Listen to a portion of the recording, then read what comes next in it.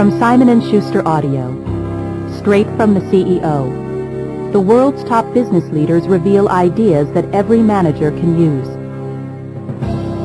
Edited by William Dauphinais and Colin Price. Read by Richard Poe.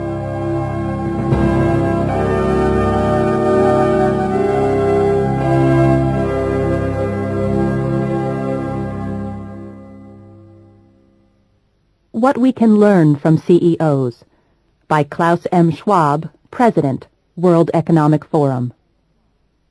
More and more, the people of the world have a need to know what is going on in the minds of the corporate leadership. This is a new development. A generation ago, presidents and chairmen of companies seemed to be faceless men. Yes, men, whose policies and strategies were shaped and carried out in private. Nowadays, by contrast, the corporate leadership seems eager to win acceptance of their ideas and approval for their deeds, while the public has become rightly concerned about the effects of those deeds on the distribution of capital, technology, and jobs. Management is no longer just the specialty of managers. It is now everybody's business. Governments, citizens, shareholders, customers, workers. Straight from the CEO makes a valuable contribution to our understanding of today's corporate leadership across the globe. From big companies and small, from the countries in the Organization for Economic Development, OECD, from Latin America and the Pacific Rim.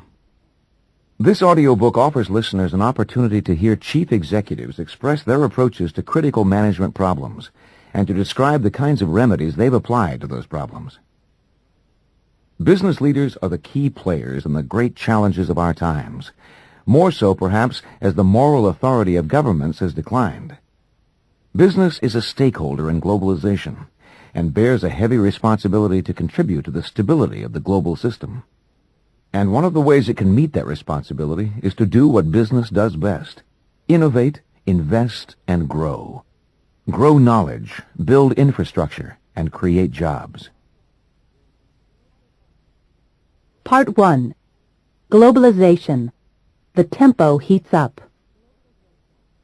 Globalization is a term that triggers strong emotions. Depending on one's point of view, it is dreaded or admired, perceived as a great leap forward or a stumble backward. It contains many references wrapped in a single word, including the recent and projected expansion of world trade, the greater flows of direct investment to the formerly less developed countries of Asia and Latin America, the lightning speed of technological transmission, the giant sucking sound of European and North American jobs lost to the emerging economies, the global dominance of such power brands as Toyota and Coca-Cola, CNN and Nescafé, and the wholesale deregulation of telecommunications, air transport, and energy utilities, to name but a few of its many ingredients. Not surprisingly, experts are divided on the importance of globalization. Certainly the majority agree with British economist Martin Wolf that it is the great economic event of our era, while a dissident minority, including MIT economist Paul Krugman, believe that its impact has been overhyped. What explains this propensity to overstate the importance of global markets, he mused, in the New York Times of February 13, 1997. In part, it sounds sophisticated. Pontificating about globalization is an easy way to get attention at events like the World Economic Forum at Davos, Switzerland, and Renaissance weekends in Hilton Head, South Carolina. From present-day facts, Krugman is less than half right. As he pointed out in the Times, there are no Asian airlines offering local service in the U.S. But contrary to his views, there is a lot of cross-border activity in telecommunications, notably the proposed MCI British Telecom combination. However, belief in the power of globalization lies not in its present reality, but in the perceived strength of its potential. The great power of globalization can be seen in the strength of its lifeline. As a report of the International Monetary Fund dryly stated, globalization reflects the growing economic interdependence of countries worldwide through the increasing volume and variety of cross-border transactions in goods and services, and of international capital flows, and also through the more rapid and widespread diffusion of technology. This hydra-headed growth is more than another macroeconomic trend. It is shaping a new epoch where the tempo and breadth of change in the international economy both alters the character of the multinational corporation and makes porous the economic frontiers of the state. Result? A different paradigm of opportunities and interdependencies, as well as new terms and conditions for competitive success. Just as water changes to a solid when the temperature drops 1 degree at the 32-degree Fahrenheit mark, so there is a threshold. If humankind hasn't crossed it yet, we will soon, where the addition of 1 more degree of globalization will create a totally different reality, to which corporations, as the agents of capital and technology, must adjust. This is why the subject of globalization resonates at the World Economic Forum at Davos and similar conferences and seminars, and why it has the air of historical inevitability, despite the continuing vigor of trade protectionism and the spread of regional trading blocs. No corporation can run the risk of ignoring its opportunities and dangers. A company's failure of anticipatory intellect or a lack of vigilance and preparedness could have terrible consequences. The New Phase of Globalization by James J. Shiro of Price Waterhouse. A funny thing happened to a number of large-scale professional service firms in the last decade. They went from being popularly thought of as old dowagers, out of touch with the times, to being perceived as models of organizational excellence. And why? Because of a simple concept: partnership. This old lady is the hottest thing in management structure these days. Just about every large corporation is seeking to demolish hierarchy and replace it with internal partnership organizations, non-hierarchic pools of talent that are speedy, responsive, flexible. Meanwhile, James Shiro, who became the 11th chairman of the U.S. arm of the century-old Price Waterhouse Partnership in 1994, is busy looking for ways to expand and enrich his firm's responses to the increasingly sophisticated demands of its blue-chip customers. Outgoing and intensely competitive, the 51-year-old Shiro passionately believes that partnering is the management paradigm for the next century. Many participants in the global economy sense that its development has crossed an invisible threshold.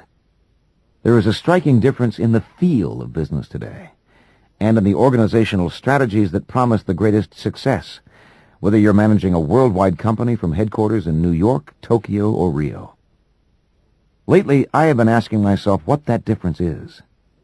At the same time, my colleagues and I have been reshaping our own organization to better serve our clients around the world in professional services. And I am well aware that our reading of the global environment and its demands must influence, and is influencing, our own change process.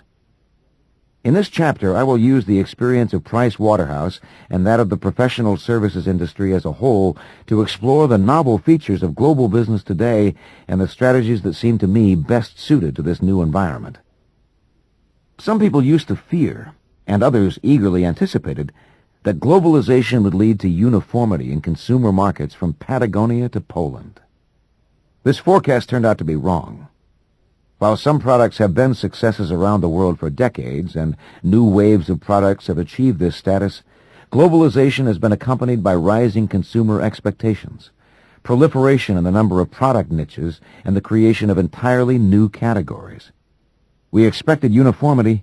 What we are actually getting is more like the design of a complex city, with broad boulevards, global brands, and a multitude of distinctive neighborhoods, side streets, and suburbs, new niches, new categories. This much is clear. In nearly every business, territorial representation, be it in 20 or 120 countries, is now merely a minimum qualification for becoming a global player. The real qualifications lie far beyond that. They include a new level of coordination among the units of an enterprise, embracing strategy, technology, infrastructure, R&D, sourcing, manufacture, distribution, pricing, after-sales services, and cultivation of the customer. They also include the opposite virtue, better adaptation to local conditions than in the past, with all that this implies in terms of flexibility. It is no longer a compelling point of pride to declare, our company has offices or factories in X countries worldwide. All the best competitors meet that mark, and so much more is expected. Genuine points of pride have to do with global coordination, coupled with well-accepted local identities. The achievement of a global brand with satisfied and enthusiastic local buyers. This is hard enough for companies that manufacture and distribute products. It is harder still for companies that rely primarily on intellectual capital to produce valued solutions for clients. It is also clear that the corporate provider of goods or services must bring to bear its full competitive muscle everywhere it operates in order to generate scale. A dominant position in just a handful of world markets is unlikely to last in today's environment. It must be supported by broad geographical representation and high market shares, or it will quickly lose ground. Nor is a dominant position in the developed economies enough to guarantee long-term success. A global player must span both the developed and less developed worlds and manage the resulting complexities in such a way that the best technology, the best products, and the best management support are available in both. This is new, different, and unfamiliar. It means that the export of hand-me-down technology is as obsolete as the traditional view of overseas management assignments being out of the main career stream. Global companies that fail to attack any significant regional market with world-class skills and resources will soon find that competitors are stealing the march on them. Just a few years ago, our Price Waterhouse supply chain consultants were concentrated in our largest regions. A robust practice could be built by helping clients focus on little more than the U.S. and European markets. Today, such a geographically limited deployment is inconceivable. We have to maintain a dynamic network of supply chain experts from Zimbabwe to Singapore. We need seasoned professionals in Moscow who are completely aware of what the largest global retailers are asking of their suppliers. We need top people in Sydney who understand how the biggest consumer goods companies are facing off against their customers worldwide. In the global arena, nothing can buy insurance from competitive vulnerability except success that is continually reinvested in the struggle for more success. In the face of this challenge, multinationals are exerting greater pressure every day on their suppliers, including service providers, to support their efforts with impressive expertise, equal scale, and coordination, dedication, and passion. In the list that follows, I offer an inventory of the most strategic capabilities that a professional services firm must have to be a strong player in this new environment. Number 1. Delivering multiple disciplines locally. Corporations once turned to professional service firms for very specific functions. In the past, multinationals might ask our firm to help craft strategies to minimize their effective global tax rate. To respond effectively to that need, we fielded creative, meticulous, international tax professionals. Today, the requests are altogether different. Clients want creativity, yes. They want ideas, yes. But more important still, they want us to help them integrate and implement those ideas and share in the resulting creation of value. Global companies now closely evaluate a supplier's depth and breadth of service capabilities. Whether that supplier is a consulting firm like Price Waterhouse, an international bank, or a custom software designer. Clearly, multiple capabilities are winning out over standalone capabilities. 2. Identifying and deploying winning project teams quickly. Suppliers to global companies need to be sure of their speed of coordination. The ability to quickly assemble the right resources wherever required worldwide is a given in today's environment. Those resources typically include masters of distinct business disciplines, plus individuals who know how to get things done in a specific territory, plus the communications capabilities and other technological support needed to accomplish the mission. In all likelihood, the resulting team will be multinational and multi-ethnic in its composition because no other approach works as well. Global business today is dissolving harmful and unnecessary barriers between people. Number 3. Building integrative skills in your people. Too little attention is paid to the ultimate lever of knowledge in today's global organizations. The individuals who must integrate the analysis and information generated by the organization's knowledge networks. It is these integrators who must craft real-time solutions to today's most complex business problems. However, too many professionals have a natural reluctance to share knowledge, or to make the effort to work solutions with others who hold different views. Many such experts also lack tolerance for the kind of ambiguity our whitewater business environment throws at those solving messy problems. Problems today demand deep technical and functional expertise, no question about that. But few major problems are solved without masterful, real-time integration of these skills.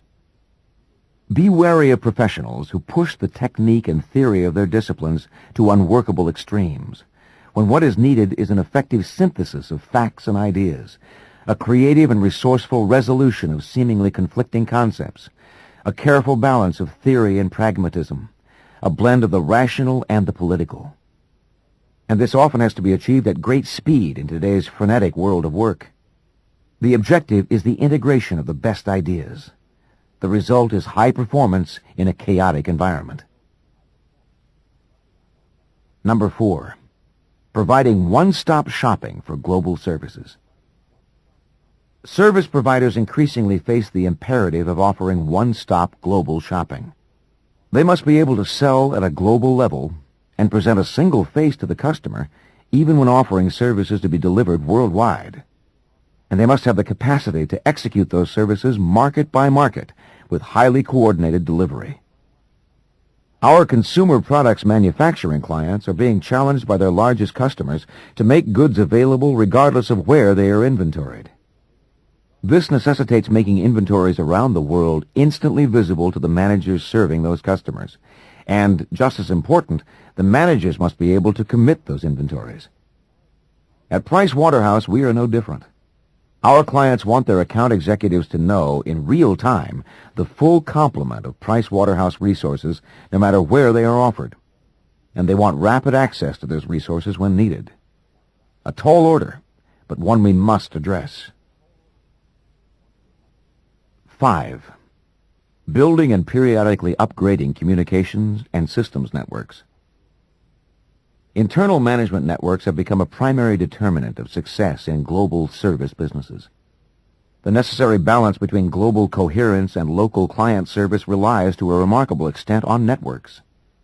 What earth and plow were to the farmer in olden times, the network and its software have become today, the basis of wealth creation.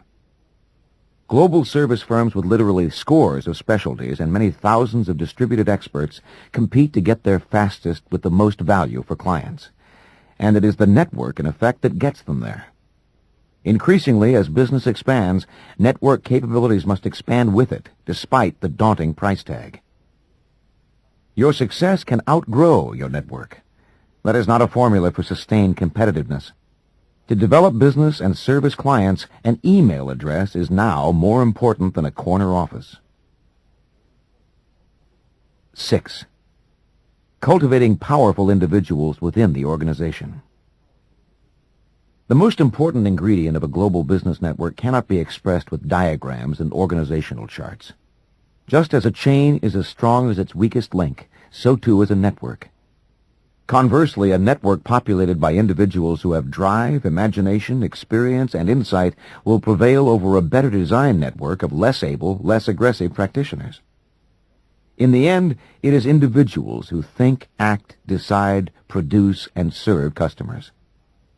At a recent meeting of the World Economic Forum at Davos, Switzerland, Percy Barnevik, the chief executive of ABB, said, "Our people are allowed to make mistakes. What is not allowed is to be passive." ABB operates one of the most evolved management networks on earth. The greatest leaders in the decade ahead will set a vision for the whole that engages the many. They will understand the organization by knowing its people, and they will optimize performance in the aggregate by maximizing the potential of each. The importance of the individual becomes evident when you examine organizations and teams that are effective and those that are not. You will find, for the most part, that ineffective organizations and impotent teams are brimming with dysfunctional individuals. The reverse is true as well. Good people make good teams. Individuals in ineffective organizations often lack the peripheral vision required in today's globe-spanning horizontal organizations. They're simply unprepared for the level of social interaction required by the very different world in which we are all operating today. The networked professional. Recognizing and rewarding effective entrepreneurial individuals requires nothing short of a culture change in many large service providers. Many years ago, Price Waterhouse would go to universities and recruit the best and the brightest, the most imaginative and creative people. Once they came to work, they were encouraged to become the world's best and most experienced technical accountants or tax advisors, but not necessarily encouraged to become thought leaders in their fields or resourceful advisors to the companies they served in technical capacities. Today, we support creativity and out-of-the-box thinking. We expect the technical skills, but we also regard that level of professional attainment as just the threshold to something far more valuable. Men and women who are fully at home in global industries and are enormously effective in adding value to their clients' businesses above and beyond applications of their technical excellence. Price Waterhouse has adopted a massive culture change program to cultivate this new professional profile as deeply and as swiftly as possible. The networked professional in today's global professional services firm has more scope for achievement than at any time in the past. And the same is true of the networked executive in the manufacturing firm or financial services institution with worldwide operations. Then and now. The need to achieve scale and effectiveness on a global basis presents an unending challenge. Never before in human history have the GDPs of emerging markets soared so high and for so long.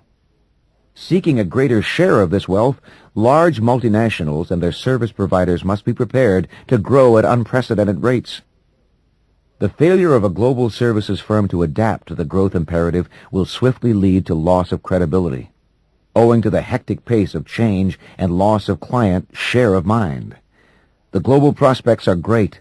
The cost of failure is high. At the beginning of this chapter, I was reflecting on the difference between then and now. Then we had a Cold War. We had great continental markets and nearly off-limits markets. We had political ideologies that shut down the natural entrepreneurial spirit of whole peoples. We had worldwide communications that seemed marvelous at the time, but now seem almost primitive in comparison to the intensive network of email, fax, internet and intranets, and cellular communications technologies that power today's global business. Now we have a sense of open frontier. The world is finally almost whole for the first time in history. Many of the formerly closed markets are open and needy. Multinational companies are evolving into global companies, and small to mid-sized entrepreneurial companies are finding that outstanding services, products, pricing, and customer relations can command profitable niches without necessarily bringing them into mortal combat with daunting global competitors. This is a much more attractive world that we find ourselves in today, but it is 100 times more demanding, and it requires more skills, talents, and resources from all businesses, including my own, than ever before. The best international brands are local, by Fleming Lindelof of the Carlsberg Group. In a country where long service to a single employer is the custom, Fleming Lindelof stands out for the number and variety of the positions he held before becoming Carlsberg's CEO. A Ph.D. in chemistry, in his mid-20s, he headed research and quality control for Denmark's large co-op retail chain. At 32, he was promoted to the operations fresh food unit with sales of $1.5 billion and 6,000 employees, where he radically changed the distribution logistics. Lindelof's first experience in consumer product branding was as CEO of Tulip International. Tulip had one leg in Denmark, while in the rest of the world it focused on being local with the locals in its production and marketing. Lindelof swiftly became a prominent advocate of the benefits of consolidation for the Danish meat processing business, and he pushed for the creation of a single selling company for bacon and other processed meat products in support of a powerful national brand. Accepting Carlsberg's offer in 1996 was not a difficult decision for the 48-year-old Lindelof, for here was a company with the quality image and highly evolved branding skills that he tried to create in meat products. What's more, Carlsberg brands have been gaining strength despite sluggish growth in many of the more mature markets in the developed countries. Volume has surged by 50% in the last 5 years. In recent years, a number of management thinkers have urged multinationals to structure their operations with characteristics that are both global and local, sometimes compressed into the buzzword glocal. The surfacing of this term in the management literature and the advocacy of thinking globally but acting locally by prominent CEOs like ABB's Percy Barnevik testifies to the prospect of a big change in the perceptions and organizational approaches of multinationals. However, the truth is that while the phrasing may be new, going global isn't a new concept. Its fundamental ideas have been practiced by a handful of companies for several generations. One of these is Carlsberg, which not only has a global organization, but more importantly, a long-standing global culture. Global companies possess the skills to be international in range and scope while maintaining local relatedness to markets. Most reach this point after a long evolutionary process of experimentation and adaptation. As a result, they now have a significant competitive advantage at a time when some of their rivals are just starting down this pathway. The old organizational model among transnational corporations reflected the view that customers and markets around the world are pretty homogeneous, or at least homogeneous enough. Any lack of adaptation to local conditions, they imagined, could be offset by the economies of scale gained through centralized global production and marketing. Aside from the arrogance of this point of view, it is short-sighted. Lost opportunities, stalled momentum, local managers frozen in the harsh headlamps of headquarters directives all have high costs. Over the long term, failing to adapt to local conditions leads, cumulatively, to low market shares, if not total defeat. The purely global transnational is likely to be myopic and arthritic when faced with the often profound differences between one local market and another. They're powerless to respond with flexibility and sophistication to a multiplicity of local challenges. By contrast, the global company operates simultaneously in 2 dimensions. Being rooted in local circumstances yet transcending them, such a company has the capacity to capture the true advantages of globalism. It sees the big perspective and deploys resources with maximum global advantage without compromising its roots in local communities. Many global brands carry a strong symbolic image of their country of origin. Coca-Cola is American, a BMW is German, and Armani is the apotheosis of Italian style. In consequence, these marketers have to decide whether to stress this identity of origin or downplay it. German car makers used to flaunt it, but nowadays they seem to use a more global selling approach. These brands have a dual, hybridized identity, as does Carlsberg. On the one hand, it is Danish, reflecting the Danish values of wholesomeness, dependability, quality, and a good civic society. On the other hand, it is not Danish, in the sense that it is an integral part of the consumer's array of choices of beer in global markets. In some markets, the company adds to this range of choice by featuring both its flagship Carlsberg label and its Tuborg brand, which are targeted to 2 different types of consumers. In other markets, only one brand will be the contender, often together with local brands. The genesis of Carlsberg's global culture lies in the combination of a limited domestic market in its home country, where the company has been making beer for a century and a half, coupled with a strong profit-maximizing drive that sent it first into exports and then into export substitution. In the process of this expansion, the company has acquired deep know-how in international branding at the high-quality and high-price point end of its market. Carlsberg beers are currently sold in 120 countries, a high number considering that the top 6 global brands are sold in no more than 67 countries. And if you look at such prominent global firms as Colgate, Kraft, Nestle, P&G, Quaker, and Unilever, less than 4% of their combined brands have been described as global in an academic study. However, in the last fiscal year, 84.2% of Carlsberg beer sales were abroad. The global link between Carlsberg beers brewed in various markets is that they are perceived as having the same taste everywhere, a taste associated with high quality and premium price. Maintaining local quality is almost an obsession with the company, which both supports and monitors quality performance from headquarters. Similarly, the core of the powerful marketing infrastructure is located centrally. This is where the overall brand's characteristics are maintained and promulgated, and where benchmarks for regional promotion and advertising are determined and monitored. Other core marketing skills, such as sports promotions, are distributed from headquarters on an as-needed basis. If that seems to indicate a highly authoritarian central command, let's take a look at the other side, Carlsberg's intense focus on the local dimension. While headquarters imposes the uniformity, consistency, and continuity necessary to give the brands their lasting identity and power, local operators are given considerable latitude to respond to local market conditions. People everywhere differ in their preferences for salt, sweetness, gumminess, crunchiness, and so on. There can be pronounced variations even between neighboring regions.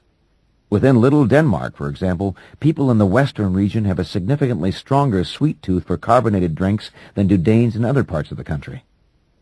Similar fluctuations exist all over the globe.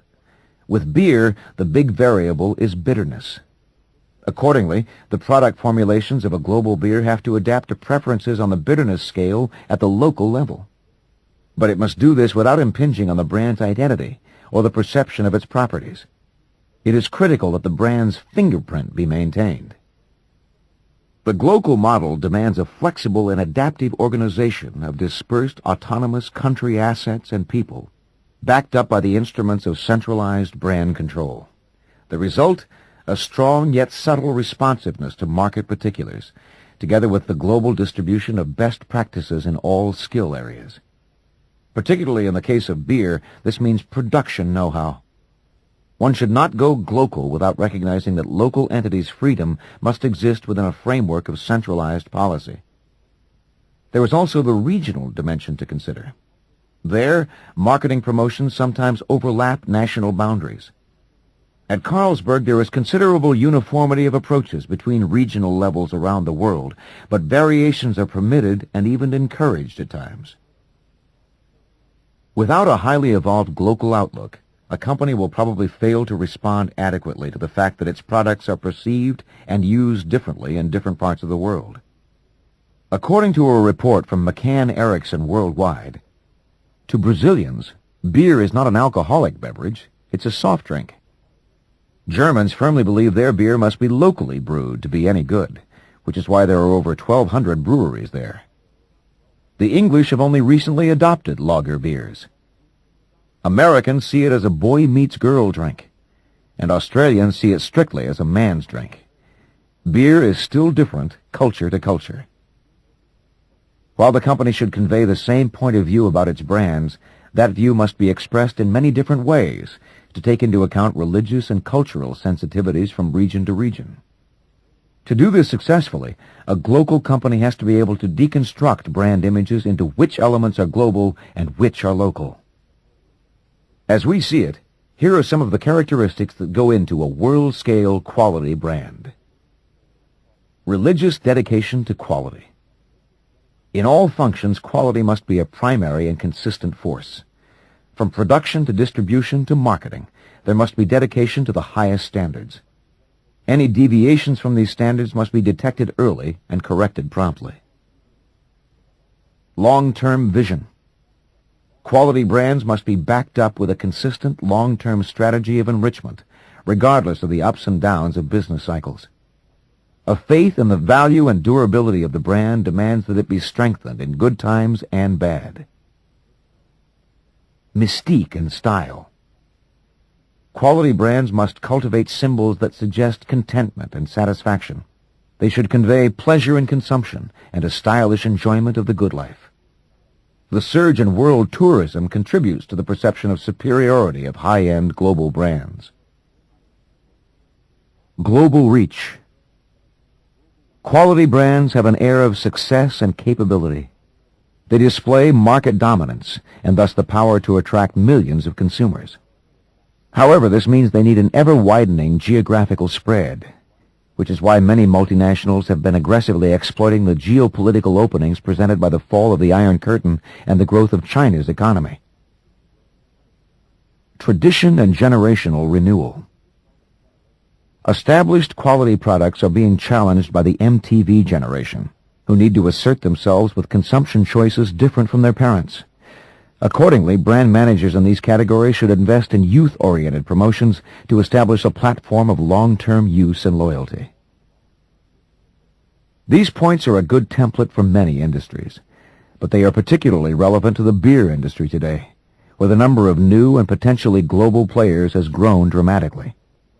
Many one-time domestic brewers in developed markets have now accumulated big war chests and are ready for foreign expansion via export and direct investment. At the same time, the expertise required to make quality beers in large volume is no longer the proprietary technology of a few, mostly European players. It has now been widely dispersed around the world. In short, high-end beers have moved from the craft mode to mass production. And finally, the economics of brand building, the staggering investments required, suggest that there are a number of mergers and buyouts waiting in the wings. 10 years hence, it is very likely that there will be fewer than 10 brewers, with possibly a global share of over 50%. Needless to say, there is intense competition to win this struggle for dominance. Many of the players are implementing lean and mean operational efficiencies in order to sink the resulting economies into higher brand investments. Carlsberg, for instance, is changing its distribution logistics in the home market, eliminating captive, family-owned distributors and building a direct-to-retailer network. One result of this change has been a much better assessment of distribution costs between different classes of retail outlets in volume and location. Beer is experiencing an intense struggle for dominance between international rivals at a time when the public in many markets is displaying an appetite for variety and innovation. A time, too, when marketing gurus talk of an epidemic of diminishing consumer loyalty as brands become commodities. Thus, producers of branded traditional products are faced with the challenge of diversifying into new taste areas with new products or brand extensions. This is why Carlsberg has pushed hard at new products at home in the increasingly popular dark beer sector. In all likelihood, this process of commoditization will not diminish. The trend is being fueled in part by the greater economic power being wielded by retailers. Accordingly, there has been a polarization of brands between high-end and low-end private label products. Many manufacturers have decided that the best strategy is to defend existing high-end brands rather than create new ones. The recent slowing down of growth rates for many consumer products in the developed world has been steadily enhancing the value of strong brands over weak ones. But these positions have to be supported with cash outlays and a vigor not required in the past. In addition, larger outlays for promotion are needed as a defense against retailers who have the capacity to destroy the accumulated value of a brand, built up by a manufacturer over many years by selling the item below cost. Local players have the resources and the infrastructure to fight either defensively or offensively. Non-glocals don't have the combination of deep pockets, functional skills, and roots in the distinctive soil of different countries and regions. Therefore, in all foreseeable scenarios, the glocals are far more likely to win and maintain a competitive terrain against the merely local or the merely global. Part 2. Radical Change. Turning up the volume. Leaf through some old Fortune magazines from the 70s and 80s, and you'll probably come across many CEOs who are quoted on the challenge of change. It might make you wonder if this change stuff isn't a needle stuck in a very old record. Actually, no. The fact is that current usage has a compound meaning. On the one hand, change in the old sense continues to apply to economic, political, technological, and demographic change, the view from the bridge type of change. On the other hand, change has recently come to imply the kind of far-reaching organizational adaptation usually demanded and orchestrated by the CEO. Although change management initiatives are often disappointing, and the field gets its share of disenchanted criticism, Competitive exigencies compel CEOs to try again and again to get it right. And even if the art or science of change management is still in its infancy, this won't stop the emergence of many more radical change programs in the coming years. Why? Because from where they sit, CEOs constantly feel frustrated by their organizations missing out on too many opportunities as a result of rigid procedures and unimaginative decisions. They know too well the limits of power. So what is radical change, and how is it different? In our opinion, it has 4 defining characteristics. 1, the CEO recognizes that his company's failures are systemic. He then applies the levers of change on many fronts simultaneously, because the dysfunctions cannot be viewed and corrected in isolation. For example, the problem isn't just high manufacturing costs, or poor customer retention, or an arthritic internal bureaucracy. It's all of the above. 2, radical change demands deep top management involvement and exposure. While single-dimensional change may be pursued in a relatively hands-off manner, this isn't true of radical change. 3, radical change efforts are bet-the-company deals. They're also likely to bring to a head internal policy and strategy disputes, which may even result in the dismissal of senior executives who refuse to sign on, an event that can sometimes punish market capitalization in the short term. 4, radical change efforts cause most CEOs to undergo an initial period of self-doubt and heightened anxiety. Understandably, the CEO doesn't want to be the one to unleash all the disruption that will ensue, and at the same time put his credibility on the line should the program fail to meet expectations. However much radical change programs strive to put on a gentle face, most contain an element of attack on all the fine people who've given so much of themselves for the good of the firm for so many years. Thus, the CEO is under pressure to hit the ball out of the park. And if he doesn't, then maybe it's best to take early retirement and leave someone else to clean up the mess. At all big organizations, there's lots of noise and static in the air. Thousands of issues, problems, and situations clamor for attention, from product launches to organizational politics, from new information technology systems to office relocation. There's never enough time, never enough data. A radical change program needs to find a way to lower the noise and get its share of the spotlight. The Royal Dutch Shell story is a good illustration of this point. It is an exemplary company, regarded by many as an outstanding practitioner of the best in modern management. Shell generates some of the best profits in its industry and demonstrates technical competence second to none. So how do you get Shell to change? Royal Dutch Shell, Rewriting the Contracts, by Cor Herkstroeter. Royal Dutch Shell long enjoyed the reputation of being one of the most admired corporations in the world, boasting a model federation of decentralized operating companies. There was only one thing wrong with this image.